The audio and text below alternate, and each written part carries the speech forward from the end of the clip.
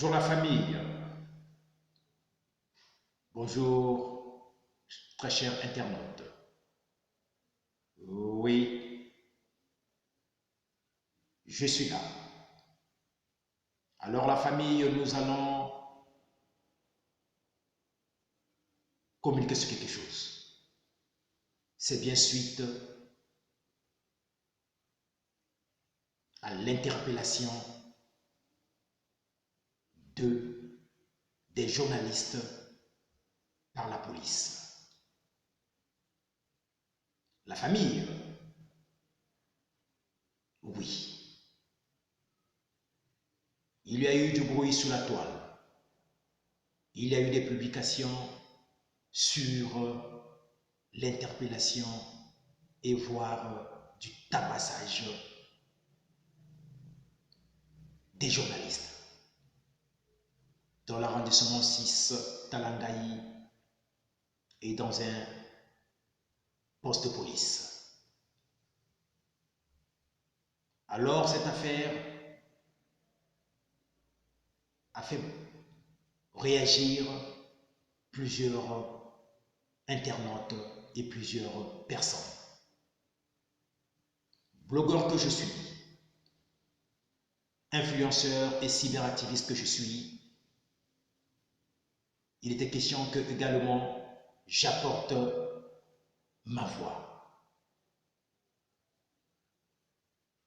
Je dis bien, il était important que je porte également ma voix suite à cette affaire. Oui. À entendre cette affaire, ça a beaucoup touché.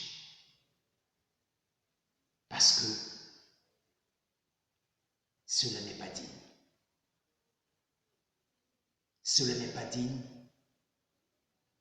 ou agir ainsi n'est pas propre parce que traiter quelqu'un avec une certaine violence n'est pas logique. Qu'est-ce qui s'est passé exactement ce jour? Parce qu'on nous a parlé d'interpellation. Il y a eu interpellation et ensuite les personnes ont été conduites au niveau du commissariat de police. Et avant cela, il y a eu des faits. Quels sont les faits? Quels sont les faits? Eh oui, vous savez, la police congolaise fait un travail aussi important dans ce pays. En matière de sécurité, la police congolaise fait un travail essentiel. Je dis bien essentiel, c'est-à-dire aussi important. Parce que la police a une mission, c'est de protéger des personnes et leurs biens.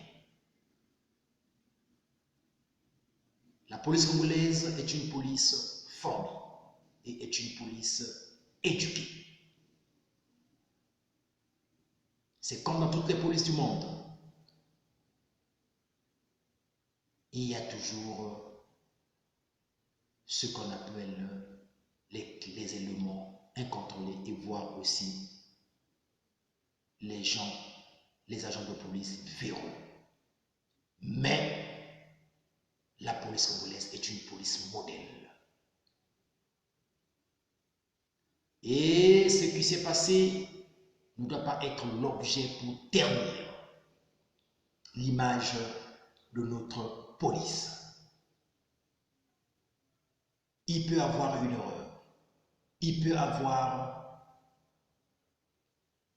des dérapages. Alors, cessons de traiter la police congolaise de tous les mots. Cessons de traiter la police congolaise de tous les mots parce que cette police veille sur nous. Cette police veille sur les compatriotes et veille sur les Congolais. Les dérapages en matière de police se font dans tous les pays du monde, même dans les grandes démocraties. Nous avons vu. Les cas sont connus de tous. Les cas sont connus de tous. En France, vous en connaissez. Aux États-Unis, vous en connaissez. Et un peu partout dans le monde. Alors, nous savons également que nul n'est au-dessus de la loi. Alors la famille, celui qui se sent lésé, celui qui voit que son image ou sa personne a été ternie ou se sent victime d'un traitement dégradant doit saisir les autorités compétentes et les services habilités. La police, c'est la police congolaise, c'est une police qui est nationale. Alors, la famille, soyons unis. Soyons unis parce que nous voulons que les choses marchent et nous voulons que les choses aillent de l'avant.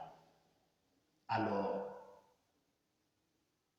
faisons et soyons ensemble parce que l'union fait la force.